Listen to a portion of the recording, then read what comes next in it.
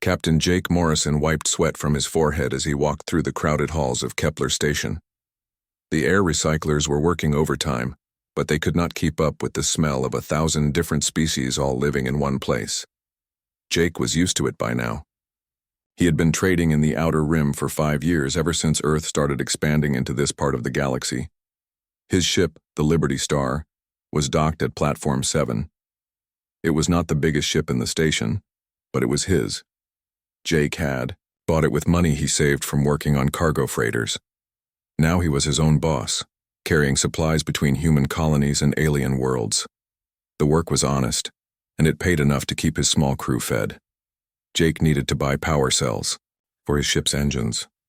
The dealer was in the lower levels of the station, where the lights were dim and the walls were stained with years of neglect. This was where the poor lived, the refugees, the outcasts. Jake tried not to look too closely at the faces he passed. There was too much sadness in this place. He was walking back to his ship when he heard a voice behind him. "Please, sir." "Wait." Jake turned around. A woman was following him, but she was not human. She was tall, maybe 6.5 feet, with pale blue skin that seemed to glow softly in the station's weak lighting. Her hair was long and white, and strange markings covered her arms and face. Jake had seen her kind before. She was Vallani. The woman's clothes were torn and dirty. She looked like she had not eaten in days.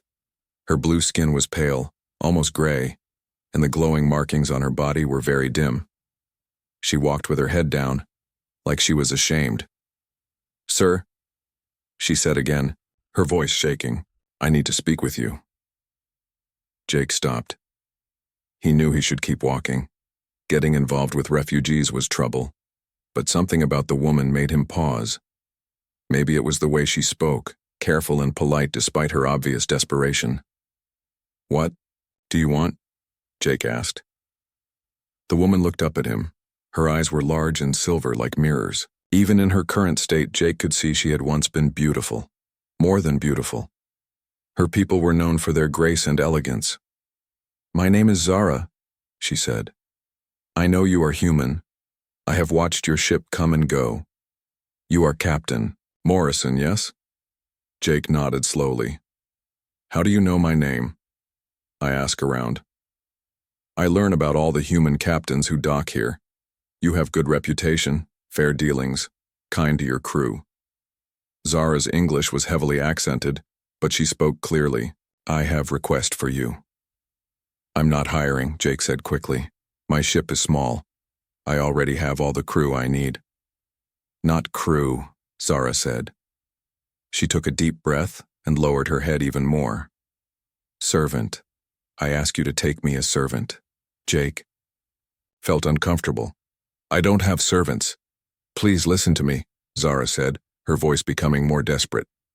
"I know humans do not like this word, but is only way for my people now. We are defeated species under galactic law. We have no rights, no citizenship. We can only live if someone gives us work contract." Jake looked around. Other beings were walking past them, but no one paid attention. Scenes like this were common in the lower levels. "What happened to your people?" Jake asked, though he already knew part of the story. "The Hegemony Wars," Zara said simply. 3 years ago, the Coalition destroyed our homeworld, said we were too dangerous, too proud. Now we are scattered across the galaxy. Most of us are dead. The rest?" She gestured to herself. "We live like this." Jake had heard about the Hegemony Wars. It was before Earth joined the Galactic Council. Several species had banded together to destroy worlds they considered threats. The Vallani were warriors and scholars, and their technology was advanced. That made them enemies. "I was navigation officer on Vallani fleet ship," Zara continued. "I know 17 languages. I can plot courses through dangerous space that your computers cannot calculate. I can be useful to you." "And if I don't take you?" Jake asked. Zara's silver eyes filled with tears. "Next transport to Nexus Prime leaves tomorrow. Labor camps. Most Vallani who go there die in 6 months. Heavy work, little food, bad air." She straightened up, trying to maintain some dignity. I prefer to serve freely than die slowly in camp. Jake ran his hand through his hair. This was exactly the kind of situation he tried to avoid. Getting involved in galactic politics was dangerous for a small trader like him. But looking at Zara, he could see she was telling the truth. Without help, she would probably be dead within a year. I don't believe in owning people, Jake said finally. I understand, but galactic law says different. If you do not take ownership contract, I cannot work for you, cannot travel on your ship, cannot exist in legal sense. Zara's voice was quiet but steady.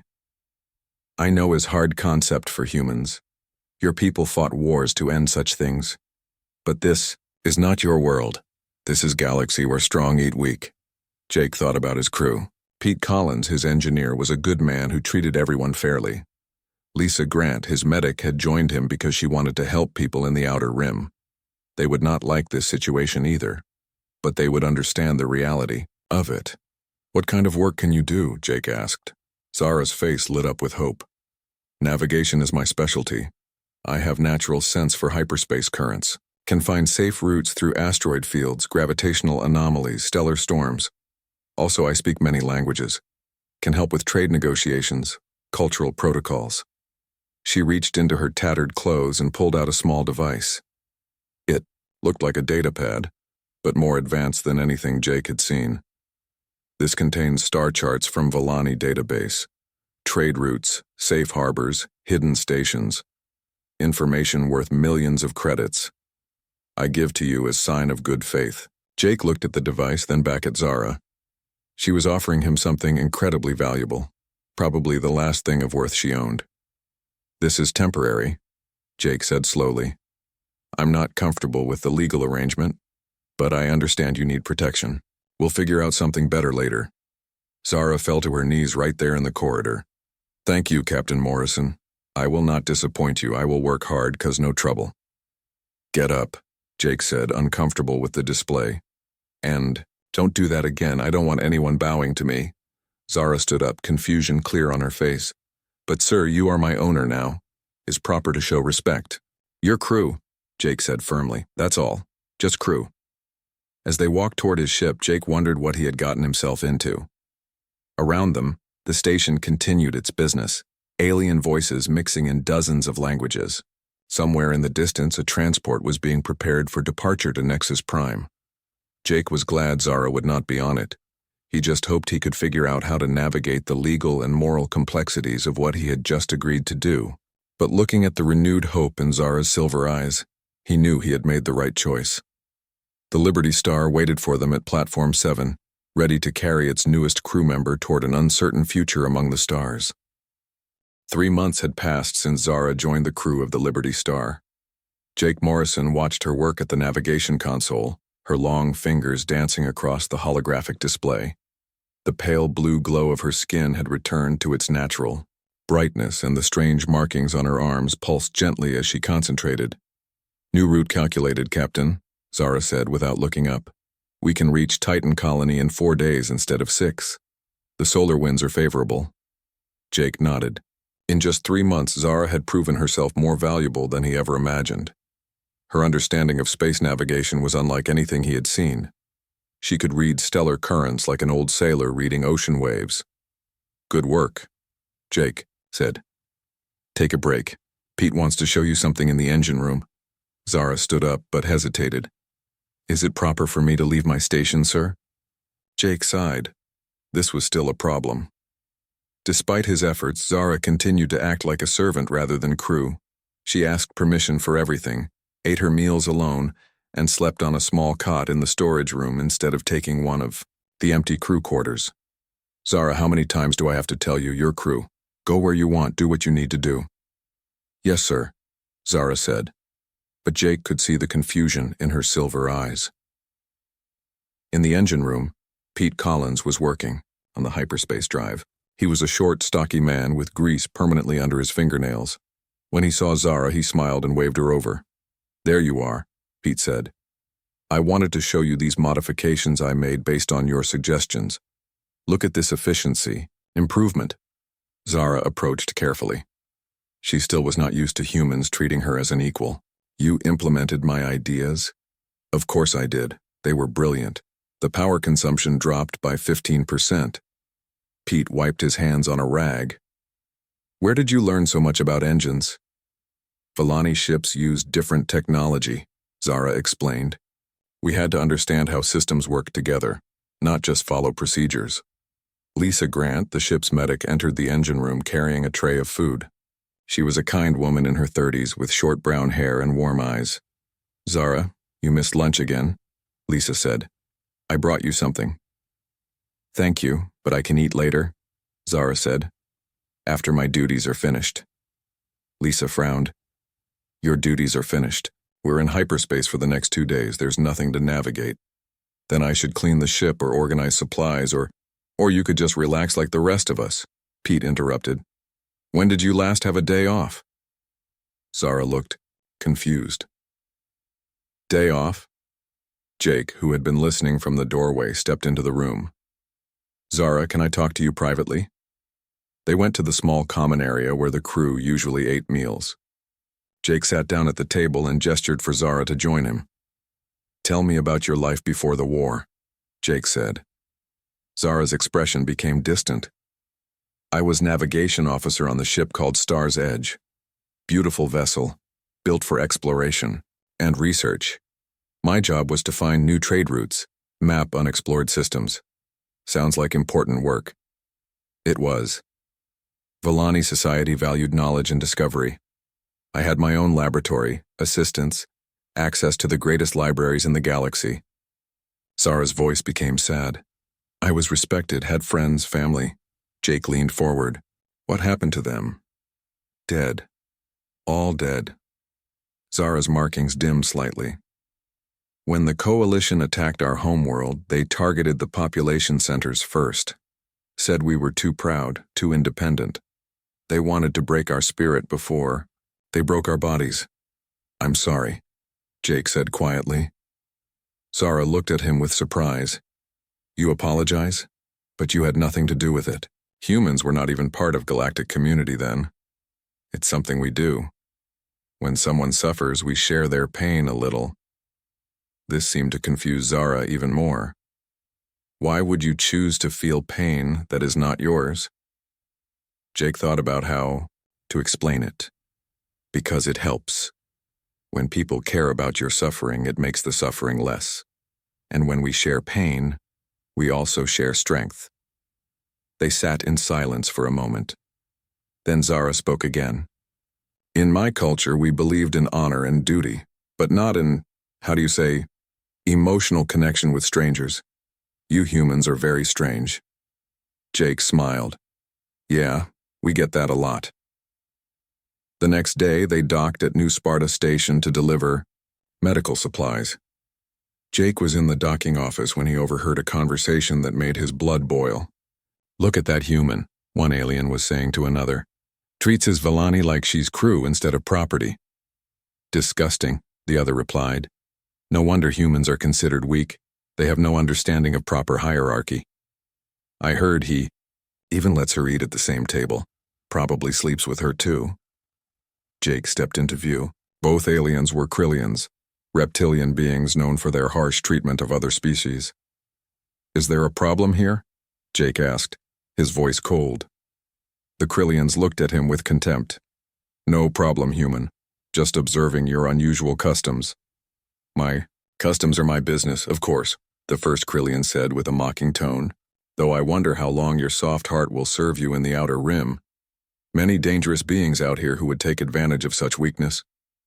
Jake signed his docking papers and left without another word. But he made a mental note to be more careful. If other species saw his treatment of Zara as weakness, it could put his crew in danger. That evening, Jake found Zara in the ship's small observation deck, looking out at the stars. Beautiful night, Jake said, joining her. I was thinking about home, Zara said.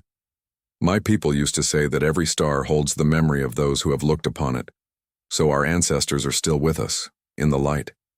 That's a nice thought. Zara turned to look at him. Captain, may I ask you something? Sure. Why do you treat me as equal when galactic law says I am your property? Other species mock you for it. I have heard them. Jake was quiet for a long moment. Where I come from, we learned something important a long time ago. When you treat people as less than human, you become less human yourself. But I'm not human. No, but you're a person. You think, you feel, you have hopes and dreams. That's what matters. Zara stared at him. Your species is very young in galactic terms. Most civilizations learn to accept hierarchy as natural law.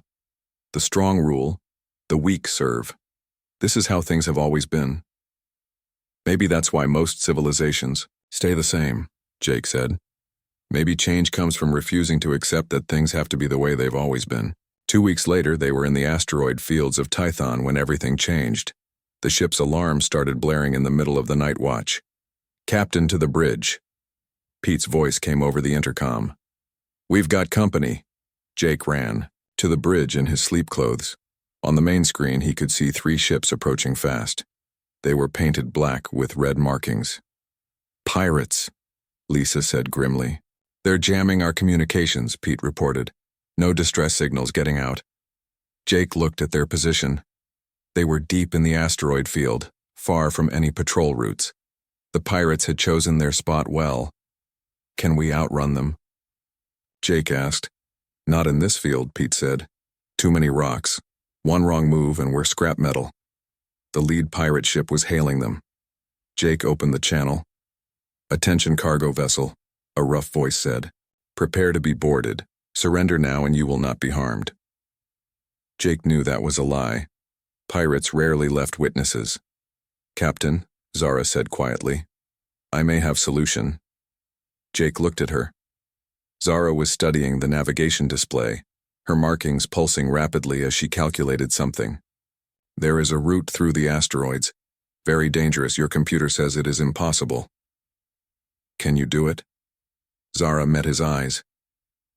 Yes. But if I am wrong, we all die. Jake didn't hesitate. Do it. What happened next was like a dance. Zara's hands moved across the controls with impossible grace, threading the Liberty Star through gaps that seemed too small for the ship to fit. The pirates tried to follow, but they lacked her intuitive understanding of the gravitational currents. One pirate ship clipped an asteroid and exploded. The other 2 gave up the chase rather than risk the same fate. When they finally reached clear space, the crew was silent for a long moment. That was incredible, Pete said finally.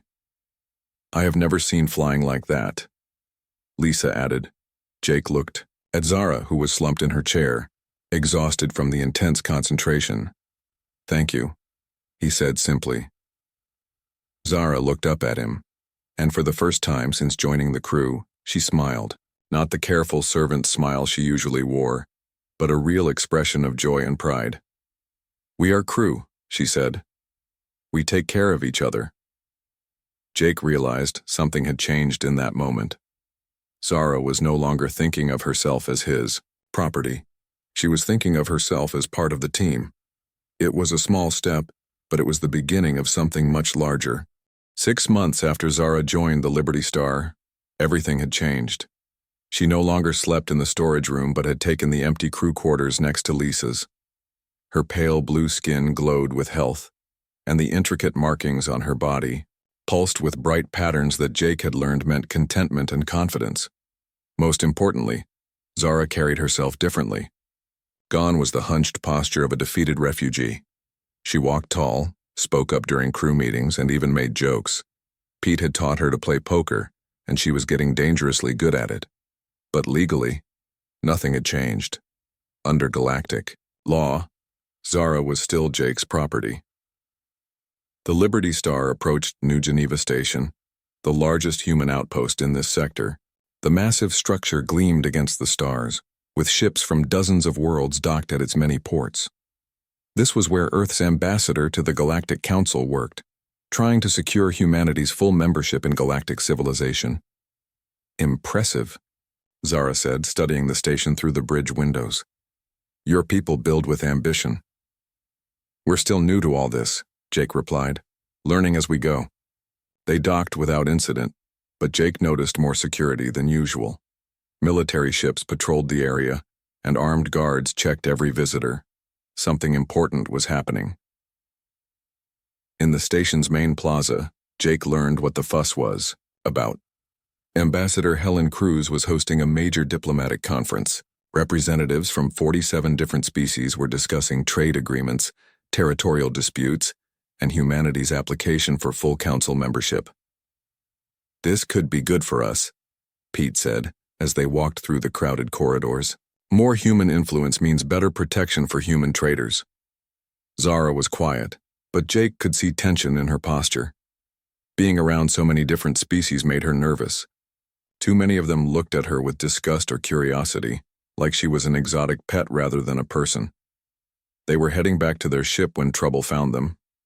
Well, look what we have here. 3 Krillians blocked their path. Jake recognized them from various stations throughout the sector. They were slavers, the kind who made their living buying and selling sentient beings. "Captain Morrison," the leader said, his reptilian features twisted into what might have been a smile. "We have heard interesting stories about you and your property." "We're not looking for trouble," Jake said calmly. "No trouble at all," the Krillian replied. "We simply wish to make you an offer. That Villani of yours is quite valuable. Beautiful specimen, clearly well trained. We have collectors who would pay excellent prices for such a prize." Zara stepped closer to Jake, her markings flickering with fear. "Captain, she's not for sale," Jake said firmly. "Everything is for sale, human. It is simply a matter of price." The Krillian's eyes fixed on Zara. "We know her type. Former military, educated, proud. Breaking such creatures is especially satisfying for certain clients. That was too much." Jake stepped forward, his hands clenched into fists. "Back off, now." The Krillians laughed. "What will you do, soft human? Fight 3 of us? Your species is known for weakness, not warrior skill." Before Jake could respond, station security arrived. The Krillians melted away into the crowd, but their leader called back, "Think about our offer, Captain. We know where to find you." That night, Jake called a crew meeting in the ship's common area. Pete and Lisa sat at the table while Zara stood by the window, staring out at the stars. "We have a problem," Jake began. "Those Krillians aren't going to give up. They see Zara as valuable merchandise." "What can we do?" Lisa asked. "Station security can't protect her everywhere." "There is one option," Jake said slowly. "I could free her. Officially end the servitude contract." Zara turned from the window. "That would leave me without legal protection. Any species could claim me as salvage or property." "Not if you became a human citizen," Jake said. The room fell silent. What Jake was suggesting had never been done before. No human had ever granted citizenship to a non-human, especially not a member of a defeated species. "Is that even legal?" Pete asked. "According to Earth's charter, any sentient being can request human citizenship if they renounce their previous allegiances and swear loyalty to human law," Jake explained. "But the Galactic Council would see it as a challenge to their authority." Zara's markings pulsed rapidly. "You would risk diplomatic incident for me?" "I'd risk more than that," Jake said simply. The next morning, Jake made his decision. He used the ship's communication array to send a message to every vessel in the sector, as well as to the diplomatic conference happening on the station. "This is Captain Jake Morrison of the Liberty Star." His voice echoed through the station's corridors. "I am officially releasing Zara of the Villani from all contracts and obligations. She is a free being. Furthermore, under Article 12 of the Earth Charter, I offer her full citizenship in the Human Federation." The reaction was immediate and explosive.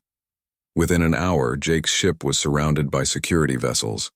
Representatives from a dozen species demanded explanations.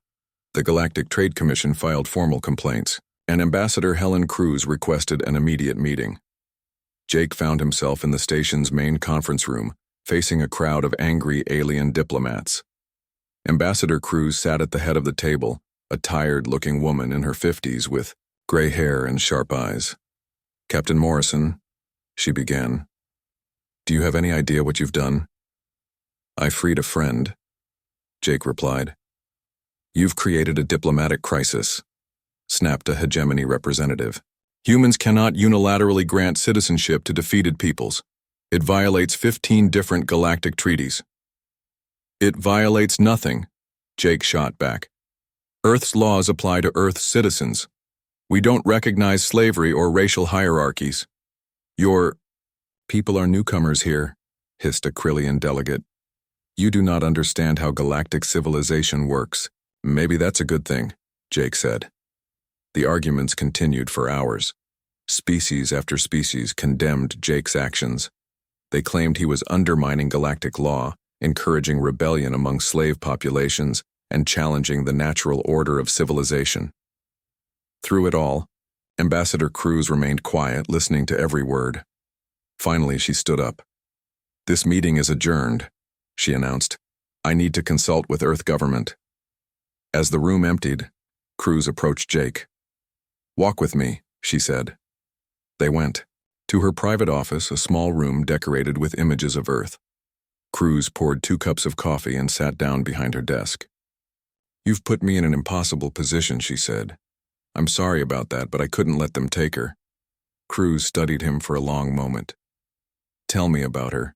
This Zara. Jake described the past 6 months. He told Cruz about Zara's skills, her intelligence, her gradual transformation from broken refugee to confident crew member. He explained how she had saved their lives in the asteroid field, and how the other crew members had come to respect and care for her.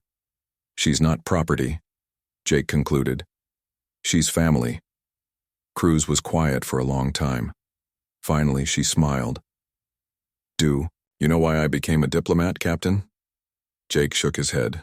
Because I believe that humanity's greatest strength is our refusal to accept that things have to stay the way they are. Every great advancement in our history came from someone saying, "This is wrong," and doing something about it. She stood up and walked to the window, looking out at the stars. The Galactic Council is demanding that we reverse your decision and return Zara to her previous status. They're threatening sanctions if we don't comply. Jake's heart sank. And Cruz turned back to him with a fierce smile. I'm going to tell them that Earth stands behind its citizens, all of them, even if it means trouble with the Council. Captain, my grandfather used to tell me a story about a group of humans who once declared that all people are created equal, even when the rest of the world disagreed. It caused a lot of trouble. Wars were fought over that idea. Cruz sat back down and looked Jake in the eyes. But they were right, and so are you. As Jake left the ambassador's office, he felt a weight lift from his shoulders. He had taken a huge risk, but it had been worth it. Zara was free, truly free for the first time since the war destroyed her world. He found her waiting by the ship, watching the activity around the station. Her markings were bright with nervous energy. So? She asked. Jake smiled. Welcome to the human race, Citizen Zara. Tears ran down her blue cheeks as she hugged him. Around them, the galaxy continued to turn, but something fundamental had changed. The idea that all sentient beings deserved freedom and dignity had taken root, and it would not be easily stopped. The revolution had begun with a single act of compassion. Now it would spread to the stars. Part 2. Understanding and Growth. 3 months into their arrangement, Jake begins to understand the true scope of galactic prejudice against humanity's primitive ideals of equality and individual rights. At various ports, officials mock Jake for treating Zara as crew rather than property. Other species captains laugh at his soft human sensibilities. Zara, meanwhile, is confused and amazed by Jake's treatment. She reveals more of her background.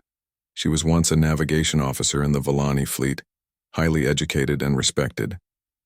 The war destroyed not just her world, but her people's entire social structure. She shows Jake holographic records of Volani, culture before the war, revealing a sophisticated civilization focused on art, science, and philosophy. During 1 year later, Jake Morrison stood on the bridge of the Freedom's Call, flagship of what the galaxy now called the Human Liberation Fleet. The ship was 10 times larger than his old Liberty Star, with a crew of 300 humans and over 50 freed aliens from a dozen different species. Beside him, Zara worked at the communication station, coordinating with ships scattered across 3 star systems. She wore the blue uniform of a Human Federation officer, with the rank insignia of Special Ambassador for Refugee Affairs gleaming on her collar. "Status report," Jake said. 17 ships have confirmed arrival at the rendezvous point, Zara replied, her voice calm and professional. The Volani survivors from Kepler Station, the Drani workers from the mining colonies, and 3 families of Zephyrian refugees, all requesting human citizenship and protection. Jake nodded. What had started as one ship captain helping one refugee had grown into something much larger. Word of Zara's citizenship had spread through the underground networks that connected enslaved and oppressed beings across the galaxy. They came in small groups at first, then in larger numbers, seeking the freedom that humanity promised. The Galactic Council had not taken this well. "Sir," called Lieutenant Tom Parker from the tactical station. "Long-range sensors are picking up movement in the Epsilon sector. Large fleet, multiple species. Looks like the Council is making their move." Jake had been expecting this for months. After diplomatic protests failed to stop the human interference in galactic affairs, the Council had decided to use force. They claimed that humanity was harboring criminals and violating interspecies law. "How many ships?" Jake asked. 237 vessels, Tom replied, led by Admiral Keth Moore of the Hegemony, the same fleet that destroyed the Volani, homeworld. Zara's markings flickered with old pain at the mention of that name, but her voice remained steady. "They mean to end this once and for all." Jake walked to the main view screen, looking out at the stars. Somewhere out there, a massive armada was moving toward human space, intent on forcing humanity to abandon its principles and return to the old ways. "Send a message to all human worlds," Jake ordered. "Tell them we're not backing down." 3 hours later, Jake found himself in the same position his ancestors had faced many times throughout history, standing up for what was right against overwhelming odds. The Council fleet emerged from hyperspace in perfect formation, their ships gleaming with the authority of galactic law. Admiral Kethmore's flagship, the Dominion, was a massive dreadnought bristling with weapons. Jake's fleet was smaller, only 60 ships, but every vessel carried beings who had chosen freedom over security, hope over despair. The communication array crackled to life. Admiral Moore's face appeared on the screen, a tall, gray-skinned humanoid with cold yellow eyes and ceremonial scars marking his face. "Captain Morrison," Moore said, his voice carrying the weight of absolute authority, "you will surrender immediately and prepare to transfer all non-human refugees to our custody. Your violation of galactic law ends today, Admiral," Jake replied calmly. "These beings are human citizens now. We don't abandon our people." Moore's expression showed disgust. "Citizens? They are defeated peoples, property of the state. Your species, childish notions of equality have no place in civilized space." "Maybe that's the problem with civilized space," Jake said. Before Moore could respond, another voice cut through the transmission. It was Zara, speaking in perfect hegemony standard, her words carrying across both fleets. "Admiral Moore," she said, stepping into view of the camera. "Do you remember me?" Moore's eyes widened slightly. "Impossible. You died with the rest of your kind on Volani Prime." "I survived. As did many others. We scattered across the galaxy, broken and afraid. But we found something here among the humans that we never found in your civilized galaxy." "And what is that, defeated one?" "Hope," Zara said simply. "The hope that beings can choose their own destiny. That strength comes not from crushing others, but from lifting them up." Zara's words were being broadcast on all frequencies, reaching every ship in both fleets. More importantly, they were being transmitted across the galaxy through the networks that connected oppressed peoples everywhere. "You destroyed our world because you feared our independence," Zara continued. "But you could not destroy our spirit. It lives on here, in the human promise that all sentient beings deserve freedom and dignity. On his own bridge, Admiral Moore was receiving urgent messages from his subordinate commanders. Several species in his coalition were reporting unrest among their slave populations. The broadcast was inspiring uprisings on dozens of worlds. "Enough," Moore snarled. "You will surrender or be destroyed. Final warning." Jake looked around his bridge at the faces of his crew. Humans and aliens working side by side, united not by species but by shared values. Pete Collins had become his chief engineer, still preferring to work with his hands despite his high rank. Lisa Grant commanded the medical corps, treating injured refugees from across the galaxy. And Zara, the desperate refugee who had once begged to be his servant, now stood as humanity's voice to the stars. "Admiral Moore," Jake said, "I have a counter-proposal. Take your fleet and go home. The age of slavery and racial hierarchy is ending. You can be part of the change, or you can be swept away by it." Moore's face twisted with rage. "You dare lecture? Me primitive? Your species has been in space for less than a century. We have ruled the galaxy for millennia." "And how's that working out?" Jake asked. "Wars? Slavery? Entire species destroyed because they didn't fit your idea of proper order. Maybe it's time to try something different." "Fire," Moore ordered. The first shots of what historians would later call the Freedom War lit up the darkness of space. But something unexpected happened. Several ships in the Council fleet hesitated, their crews unwilling to fire on vessels carrying refugees from their own oppressed populations. A Drani heavy cruiser turned away from the battle entirely. 3 Zephyrian destroyers powered down, their weapons. Even within Moore's own fleet, cracks were appearing in the facade of unity. The battle raged for 6 hours. Jake's smaller fleet fought with desperate courage, using their superior mobility to strike at the larger ships and fade away. But they were outnumbered 4-1.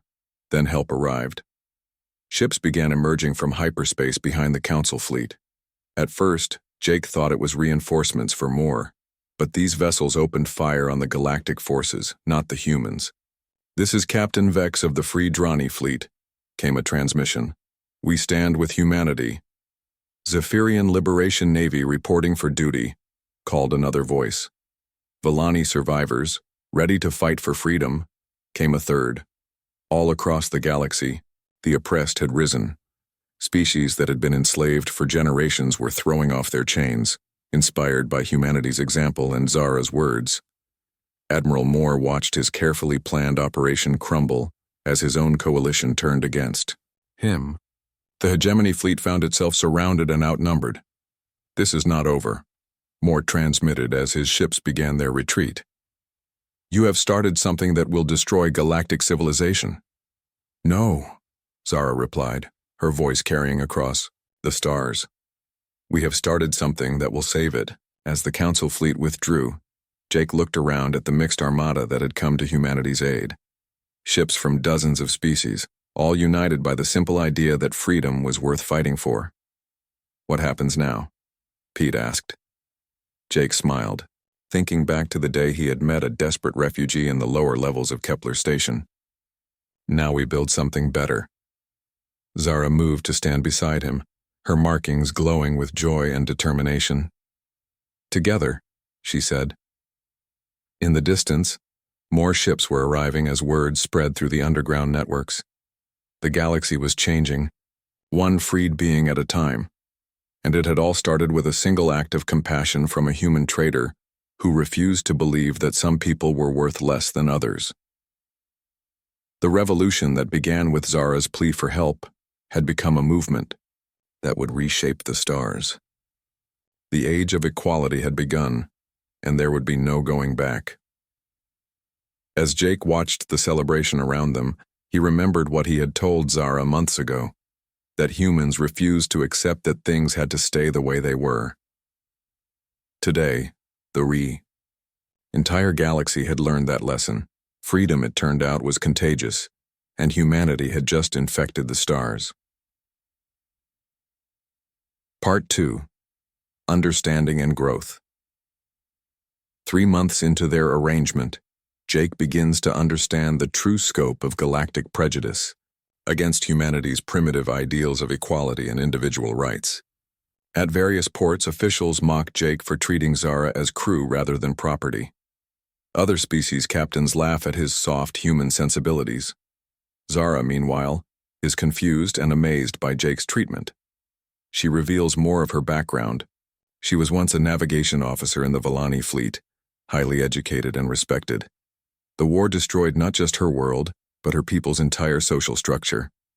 She shows Jake holographic records of Vellani culture before the war, revealing a sophisticated civilization focused on art, science, and philosophy. During a dangerous encounter with pirates near the asteroid fields of Tython, Zara's quick thinking and superior navigation skills save the ship.